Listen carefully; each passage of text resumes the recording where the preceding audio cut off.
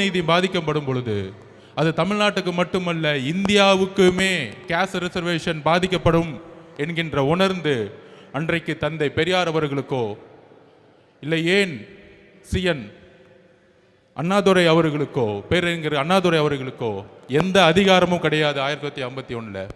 ஆனால் பெரியார் அவர்கள் உருவாக்கக்கூடிய போராட்டம் மூலமாக அரசு ஒன்றிய அரசு செவி சாய்த்து அன்றைக்கு முதலில் ஃபர்ஸ்ட் அமெண்ட்மெண்ட் அரசியலமைப்புடைய ஃபர்ஸ்ட் அமெண்ட்மெண்ட்டை அரசியலமைப்புடைய ஃபர்ஸ்ட் திருத்தத்தை உருவாக்கிய மண் நம்மளுடைய தமிழ்நாடு. நம்மளுடைய பெரியார் அவர்களுடைய போராட்டம், அண்ணாதுரையுடைய போராட்டம், இதுதான் தமிழ்நாட்டுடைய வரலாறு. அதற்கப்புறம் 1994 அம்மா ஜெயலலிதா அவர்கள் தமிழகம் முழுவதும் இந்தியா முழுவதும் சாதிவாரி 50% இருக்கணும்னு